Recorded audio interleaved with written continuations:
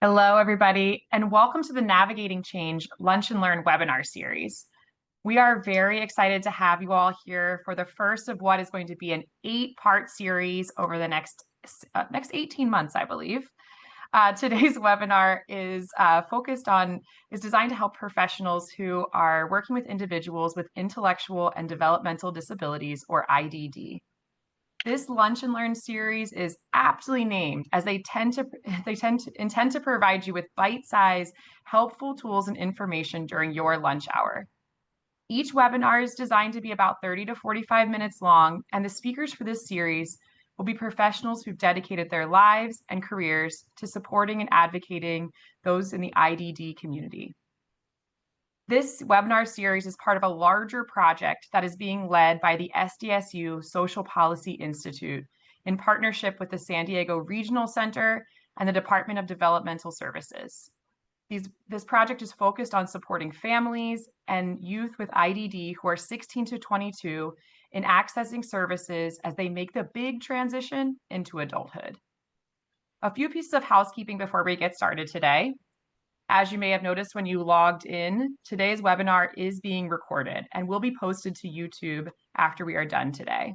You will also receive a follow-up email that has the link for this webinar so you can rewatch it yourself or share it with everybody that you know. At the end of today's session, you'll also notice that a survey will pop up that is intended to provide us with feedback about the webinar and about future topics that you may be interested in learning about. We'd really appreciate if you could help and support us by filling that out. In addition, you'll notice that today is a webinar, so you may not be able to see yourself on video or enable yourself to unmute, but we still really want you to participate in today's session, and you can do that in 2 ways. The first way is at the bottom, there's the Q&A feature that you can click.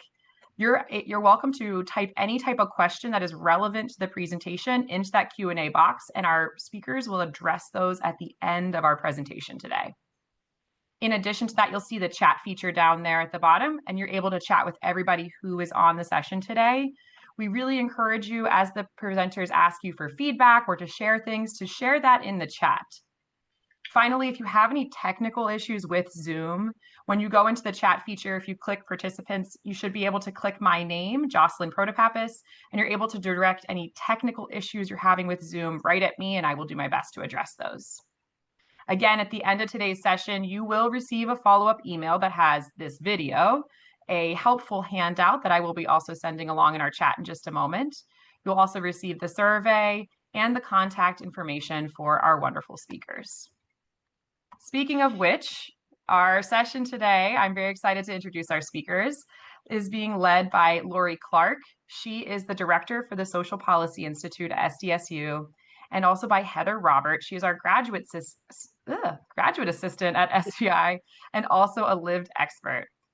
Today's topic that they'll be discussing is entitled Empowering Partnerships, Effective Strategies for Working with Persons with Intellectual and Developmental Disabilities. I will circle back with you guys at the end, and until then, I'll pass the mic over to Heather and Lori. Good afternoon, everyone, and welcome. So glad to be with you and spend a little time discussing such an important topic, and not only bringing some ideas to you, but hearing from your insight and experience as well. Thank you, Jocelyn, for getting us started.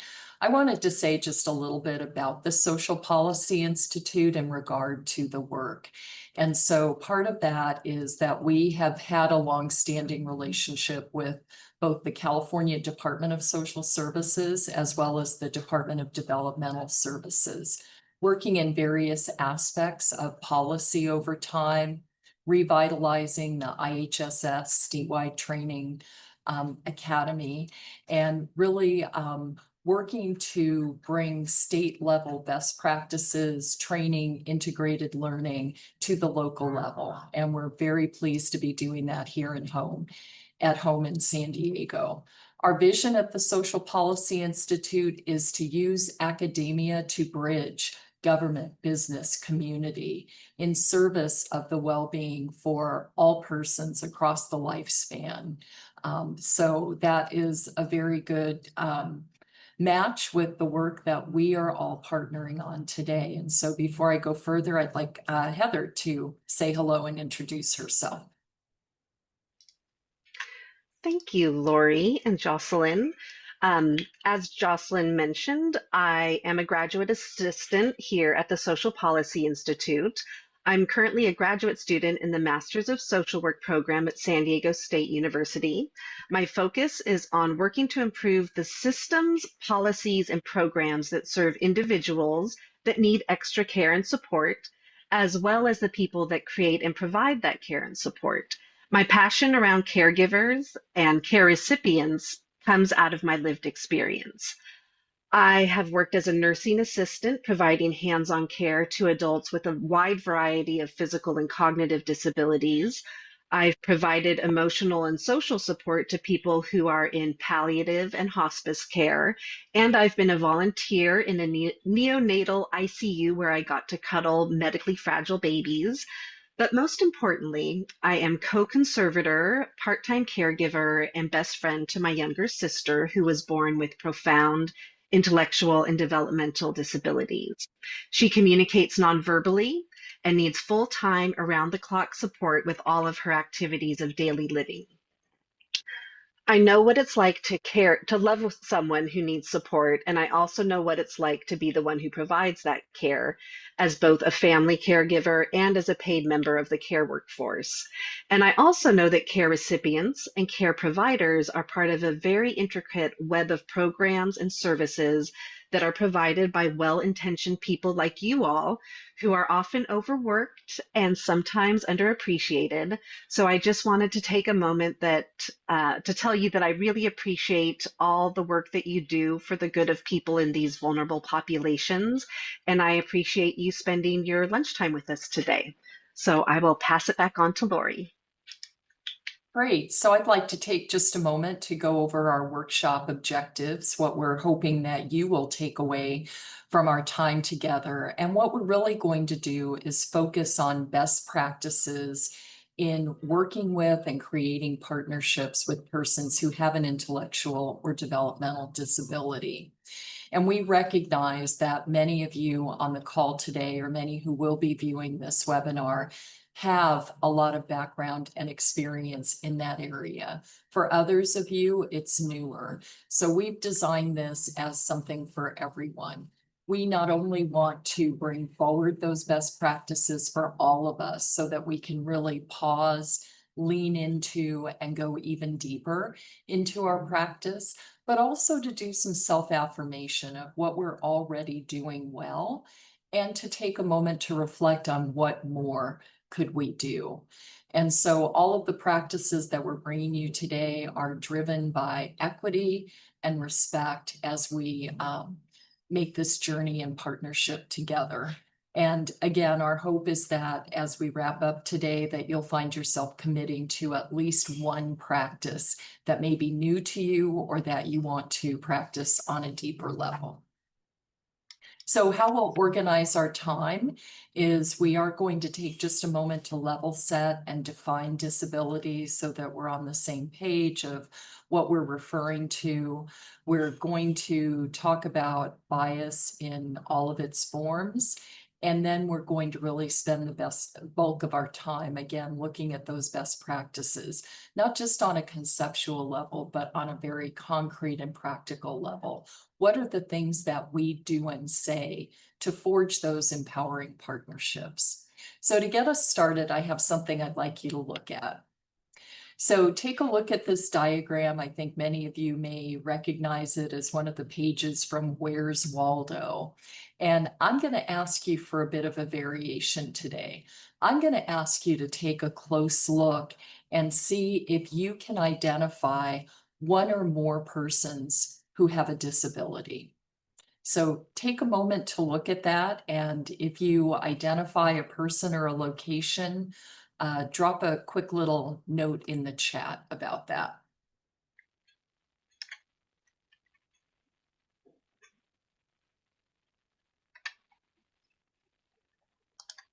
All right, next slide, please. There are at least two persons in this diagram who have visible disabilities, and they're circled there in the lower right-hand corner. But the truth is that if this diagram were representative of the United States, those circles would be around 20% of the people that you see there, or 1 in 5 persons living in the United States today have a disability of some kind. Now, we're all used to seeing the signs of visible disabilities, but we also recognize that there are many hidden disabilities. And if the number of people that you see here were expanded to include people who identify as a disability, with a disability, that would be an even greater number. Sometimes, of course, people don't identify with that, either from stigma, shame, aging, other kinds of reasons behind that. But we wanted to set the stage by normalizing that the way we approach disabilities and our work with that is one of empowerment, one of equity, and one of respect. Next slide, please. So again, a little more on these visible and hidden disabilities. As I said, there's many different variations of a hidden disability, or one that is not visible to others. Could be a learning disability, vision or hearing impairment, something due to emotional trauma, and some of the other causes that you see there. And then again, often reasons for disclosure, for non-disclosure, include what you see there: culture, age, family norms, and even looking at the way society views disabilities. Next slide. So as you think about Waldo, he really helps us to think about this aspect of looking at what we have in common and what unites us, because whenever you see Waldo, you see him with a cane. And so that's something that I didn't notice before in leaning into this, but it helps me to think about the big picture of who we are and how our own identities are very much intersectional.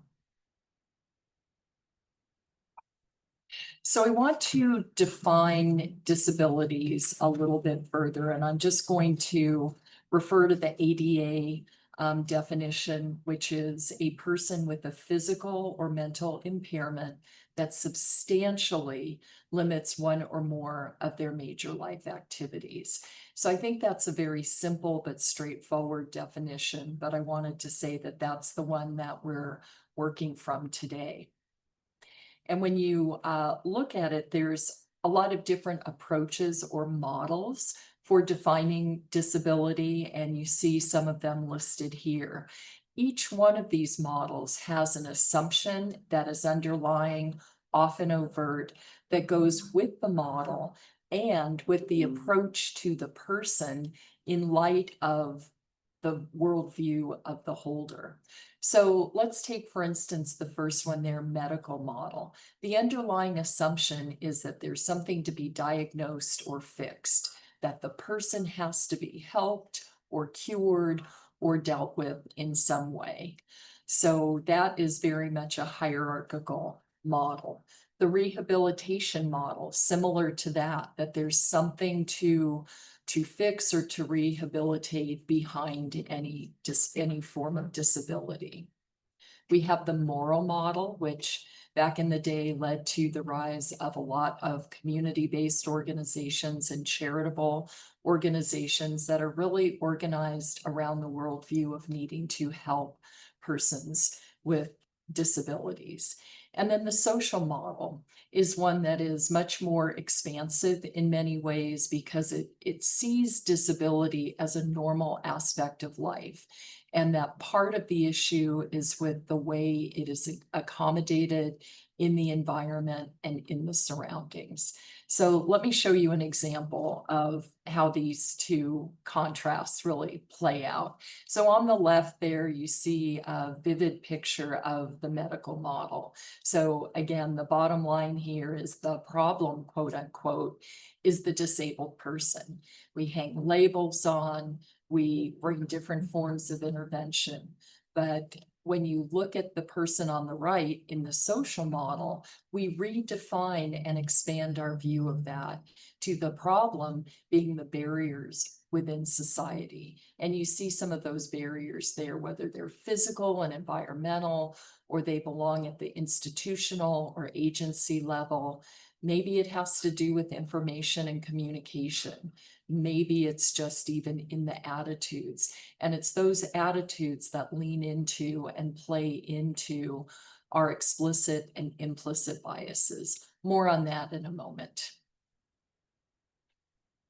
So again, a little bit more about the prevalence, and we wanted to give a national snapshot as well as California-wide. And these trends do tend to hold up right here in San Diego County as well. So the national data bears up what I cited earlier, that approximately 1 in 5 or nearly 20% of the US population are Americans who are living with a disability.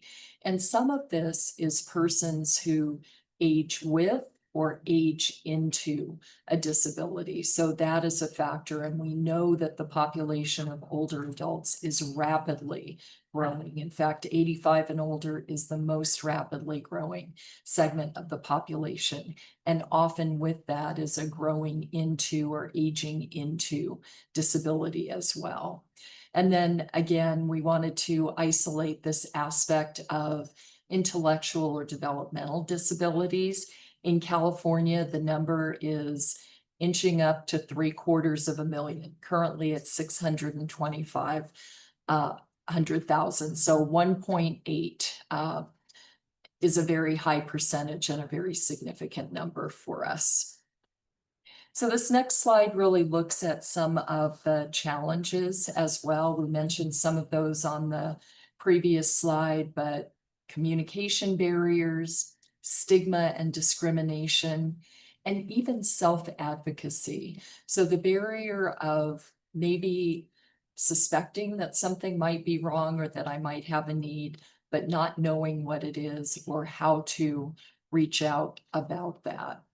I'm wondering if those of you on the call have encountered other types of barriers as well. If you see any that are not listed there, please go ahead and drop those in the chat. All right, and I also want to mention that earlier Jocelyn was kind enough to drop a handout in the chat. You have a link there. And so that handout covers a lot of the content that we are bringing to you in the slides. So if that's something you want to take a look at along the way, feel free to do that. Next slide, please. All right, so we want to touch just for another moment on this issue of bias, because as we lean into talking about strategies or best practices for working with persons with IDD, recognizing and managing our biases is one of the most important things that we can do. Next slide. So again, I want to start with a bit of a visual picture on this, and I would ask you to pause, take a look, and tell me what you see there. So often when I ask this question, there inevitably are some people who immediately recognize the difference. The one apple that's green is, oh, I see a green apple. Yes, there are also red apples. Very few people say apples, which are focused on the commonality, or say fruit, which again is a binding and a unifying and a very inclusive principle. And then far fewer other people will look to the container or the bowl or the environment. So I wanted to bring this picture to you today as we think about bias, as we think about other best practices and how our bias may influence or inhibit us from fully practicing those, that you focus on the inclusive nature of this. And if this is a picture that helps, I would commend that to you. Next slide, please. So again, I've mentioned different types of biases. Of course, the explicit biases are those that we are aware of. They reflect attitudes that we hold by intention, underlying beliefs, and they influence what we do and say at a level of our awareness. Implicit biases by design are often judgments that are much more subtle in how they express themselves because often we are not conscious of them. We're going to talk about ways to manage that bias, but particularly when it comes to implicit bias, it's absolutely critical that we work together in a team approach and approach our work with open-mindedness, because often our colleagues are the first to recognize our biases. And if we are open to hearing that and acting on it, then we are in a good position to engage in good practice. So I'm going to turn it over to Heather at this point, and she's going to walk us through some additional strategies. Thank you for that great information, Lori. So yeah, let's now start exploring some practical strategies for engaging with individuals with IDD.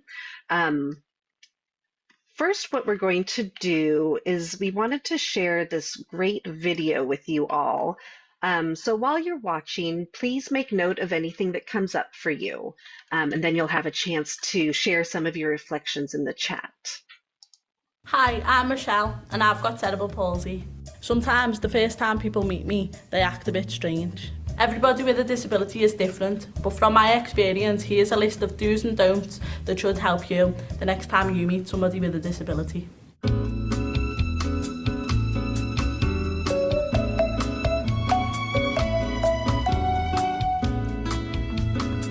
you go to that party last night? Yeah, it was dead good, you know. Oh yeah. Feeling okay there? Why don't you ask for yourself? This kind of thing happens all the time. I can speak for myself, just talk to me. Sorry, love. It's okay. Oh, let's give you a hand, love. Moving me without permission is never okay. I wouldn't pick you up and move you without asking.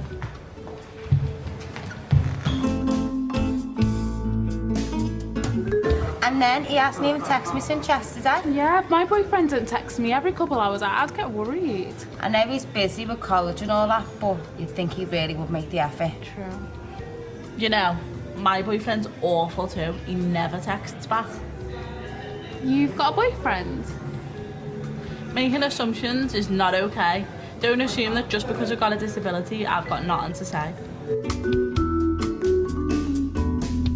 I don't mind people asking me questions, but sometimes people ask me things that are kind of inappropriate.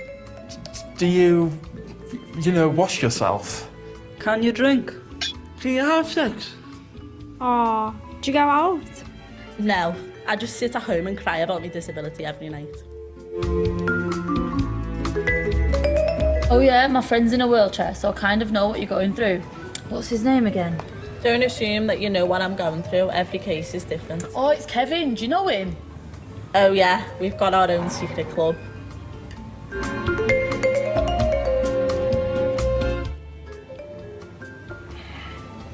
You're so gorgeous. Aw, thank you. Yeah. It's a shame now What is? that you're disabled. What? I was trying to be nice.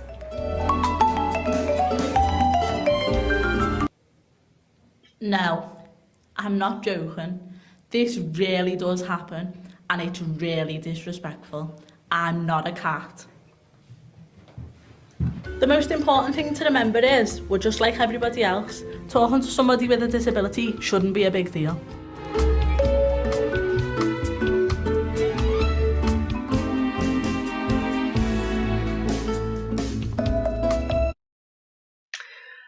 So great. Isn't that a great video? You are probably already doing some or all of the things highlighted there, all the do's, but maybe there are some that you might be able to adopt going forward. So we'd love it if you would share in the chat your reactions to this video. What did it bring up for you? Did it make you think of some other do or don't lessons you've learned in your work with the IDD community? While you're doing that, I can share for myself, the first time I saw this video, it was a good reminder for me that not everyone is comfortable being touched. I am a toucher by nature, and I can think of countless times in my life when I touch someone on the back or maybe on their arm with the intent of providing comfort or establishing connection. And this video was a reminder that my well-intentioned gesture may not be received well, and it could actually feel condescending or even a violation of someone's personal space to the person that I'm trying to connect with. So let's see. Okay. Well, hopefully you found that entertaining and useful. Hi, Oops. Okay, so let's talk about some best practices when it comes to disability awareness. The video addressed a lot of disability etiquette faux pas, but it also did a great job of showing the corresponding do's. The basic thing to remember is to be polite and respectful and to treat people with disabilities with dignity. In a later slide, we'll be talking more about disability literacy and equitable language. Another best practice is to keep in mind that every individual with a disability is unique from other people with disabilities, even those that may have the same diagnosis or disability. For example, while all people with Down syndrome share certain common characteristics, each individual with Down syndrome is unique from all the others because they are whole, multifaceted people just like the rest of us. Their culture, their education, their community, their socioeconomic conditions, their spiritual beliefs, their race, their language, all of these things have an effect on individuals as well as their family. So we want to be sure that we are acknowledging and honoring how their unique combination of all of these factors influence who they are. And with that in mind, let's talk about the value of the person-first and person-centered approach. With the person-centered approach, we are working with the individual. We are making sure that their preferences, goals, and dreams are at the center. We want to provide the individual with as much agency as possible, prioritizing their self-determination and their strengths and abilities. So this means being sure to involve them in the process, listening, thinking together, collaborating, so that they, again, are at the center of making the plans and goals for their life. Using equitable terminology involves consciously choosing our words so that they promote inclusion, while also avoiding language that may inadvertently exclude certain people and experiences. For example, and this isn't disability specific, but think about the difference between saying Merry Christmas or Happy Hanukkah versus Happy Holidays. The first two are specific to certain groups of people, while the Happy Holidays phrasing is a very inclusive option. Equitable language is particularly important here in San Diego because we are so linguistically and culturally diverse. Using equitable, inclusive language helps us create a culture of acceptance and empowerment, and it reduces stigma surrounding disabilities and ensures that people are not devalued based on their disability. This focus on using language in an equitable and respectful way helps us build an environment that invites people to seek services and resources so that they can get the help that they need.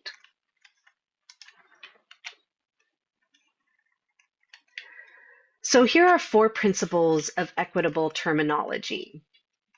Strength-based. Equitable terminology seeks to highlight the inherent strengths and assets of individuals, families, and communities, rather than describing them from a deficit lens that focuses on their vulnerabilities and weaknesses. We may need to address limitations, but when we do so, we also always want to counterbalance that with some strengths. We want to avoid discriminatory, prejudicial, offensive, and stigmatizing words. Stigmatizing puts negative associations on people and devalues individuals, families, and their communities. It is also important to note that it can contribute to the internalization of negative attitudes and beliefs, what's known as self-stigma or internalized stigma, which can be very harmful to an individual's mental health and well-being. It can play into what Lori talked about earlier, where it might affect a person's belief that they can advocate for themselves. Language is fluid and ever evolving. As social norms change, our language and our terminology adapt to that. Language is context dependent, meaning that terms deemed appropriate in one situation might not be suitable in another. Person-centered language prioritizes the whole person by considering their multiple intersecting identities and qualities rather than reducing them to a single attribute. This often involves using person-first language.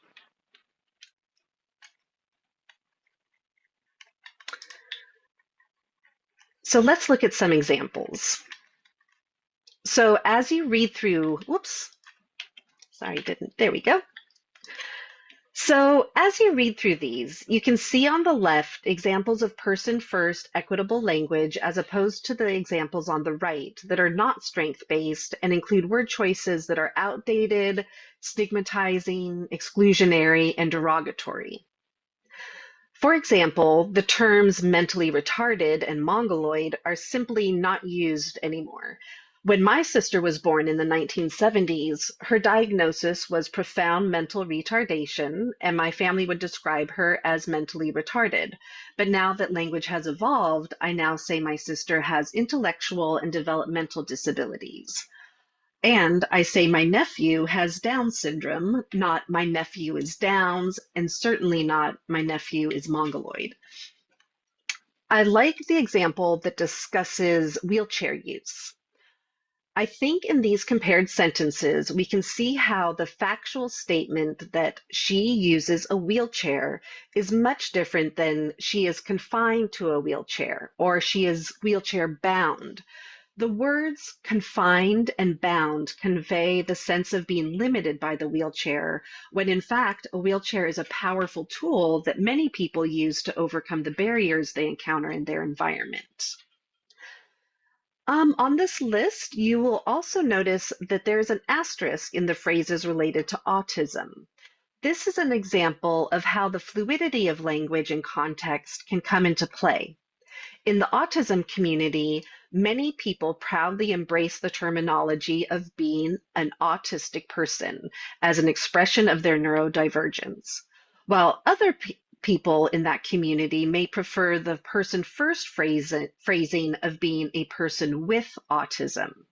Our job is to make sure that we are following the lead of the individual and family we're working with in terms of their own preferences.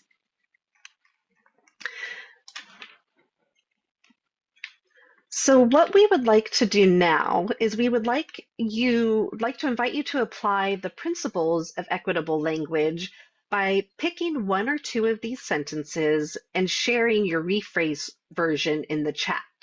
So we'll give you a little bit to maybe pick one or two and show us how you would rephrase those.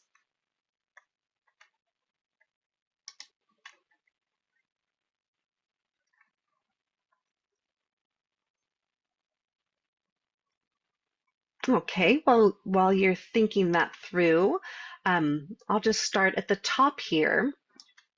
So the first sentence, Jane suffers from cerebral palsy. We could just simply say, Jane has cerebral palsy. Again, it's just a statement of a fact that she has cerebral palsy.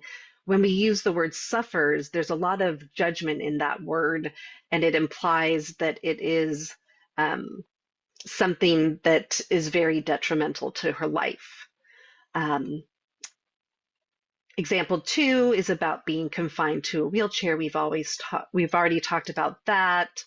The third sentence, Miguel is retarded and needs a lot of babysitting.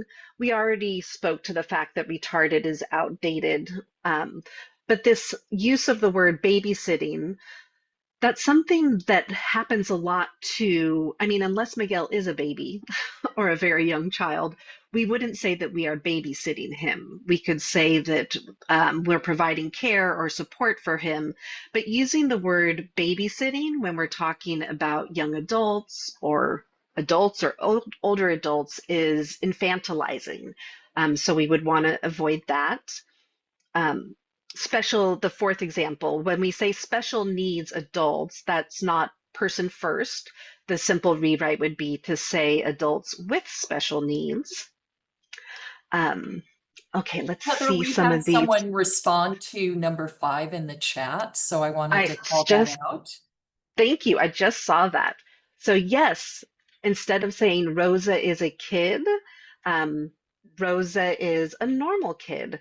I love that simple rewriting because normal, while we might mean normal as being typical or the most common, often normal connotates judgments about what is right or what is best.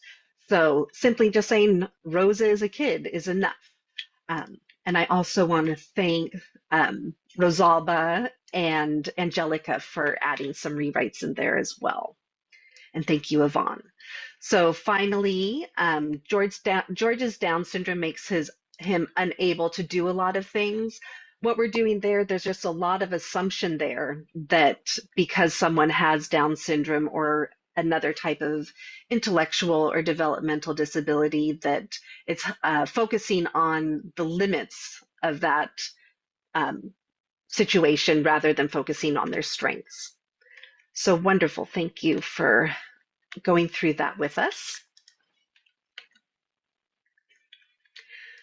Now let's review some of the core professional behaviors that will support our efforts to engage successfully with people with IDD. First, self-awareness. This goes back to what Lori talked about earlier and how important it is to own and examine our own biases. So when we become aware of our implicit biases, especially because either something has happened that challenges an assumption that we have, or maybe a client or a colleague points out something that we've said or done that reveals some sort of bias, our job is to resist the impulse to be defensive and to try to be curious about our own thoughts and beliefs that have formed that bias. And of course, communication is critical. Effective communication will help us establish rapport and trust, and it's key to all interactions. So let's remember these elements of disability etiquette. Well, obviously for all people, you want to be honest, clear, respectful. In terms of disability etiquette, remember to establish and maintain eye contact with the person with disabilities, not necessarily their companion. We never speak about the person as if they can't understand or respond, or if they aren't in the room when they're right there. We don't want to assume that a person can't do something. Ask someone first before helping. They might not need the help. And don't assume that a person with one disability has others. So, for example, someone with a visual impairment can probably hear you and there's no need to shout. This bullet, trauma-informed care. So trauma-informed care recognizes the presence of trauma history. Trauma is widespread and pervasive, and most of us have been touched by it in some way. So we don't want to assume that the individual has or has not had trauma, but we leave space for that possibility and are mindful of how that manifests in interactions. So be respectful, be gentle, honor preferences if they want to sit in a certain place in the room, if they don't want to shake hands, things like that. So here we have our engagement strategies. Now, so obviously we want to make sure that each person has any supports they need to address any communication barriers they may have. This might be a sign language interpreter, it might be a technology device they use, or it can be adjusting the speed and quantity of our speech to allow for differences in cognitive processing speeds. Be curious. Be curious about the whole person, not just their disability. Get to know their unique strengths, experiences, their likes, their dislikes. We want to be warm and we want to be authentic. Um, and authenticity is really important when it comes to engagement. I'm guessing that many of us can think of a time when we encountered someone that came at us with really over the top enthusiasm or optimism, and we can remember how off-putting that felt. So being inauthentic can actually be detrimental to building rapport and establishing trust, which are at the heart of engaging with people. We want to be aware of the family, social, and community support systems around the individual, but also take note of where support may be lacking so that we can work together to address those gaps. And finally, lean into your active and reflective listening skills when engaging with individuals with IDD and their families. Listen to understand, not necessarily to respond. We do this we can paraphrase what they've shared with us to make sure that we're accurately understanding what they're trying to convey, and ask open-ended questions as opposed to yes/no questions to get discussion going. And finally, be sure to affirm and highlight any strengths that you observe. So now, what we'd like to hear from all of you is any insights or aha moments you've had during this discussion. Please feel free to share in the chat so we can all learn from each other. And if you have any questions, please submit those using either the Q&A button or the chat.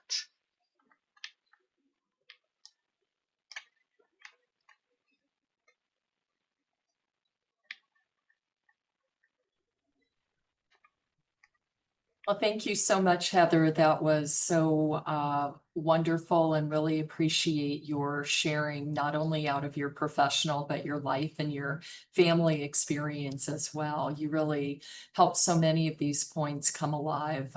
Just talking about what it was like for you to navigate through those. So appreciate your sharing that. Thank you. Jocelyn, do we have any questions in the Q&A? Yeah, I'm not seeing any questions in the Q&A right now, but if anybody has any, they're welcome to put those in.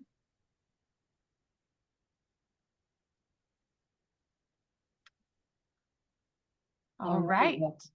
Yeah, I was just going to say, if there's no other questions, the contact, oh, I'll let you wrap it up. I'm sorry, I didn't realize there was one more slide.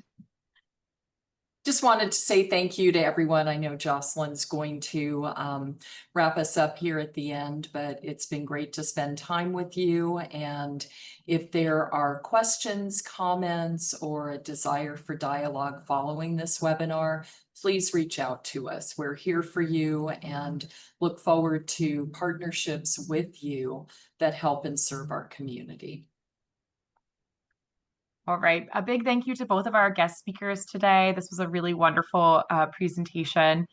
As I said earlier, this is the first in an 8-part webinar series. So Lori very kindly has put the dates for our next 2 webinars up here, which will be Tuesday, September 9th and November 4th. Both of these webinars will be over the lunch hour.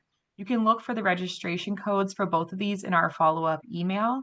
And again, there's the contact information for both Lori and Heather if you'd like to reach out to either of them. Thank you all for being with us here today. Thank you, everybody. I do see that we just got a chat from Carly, who's interested in partnering with us. So please take a look at our email addresses and feel free to reach out to us that way. Thank you. Have a wonderful day, everyone. Bye. Thank you.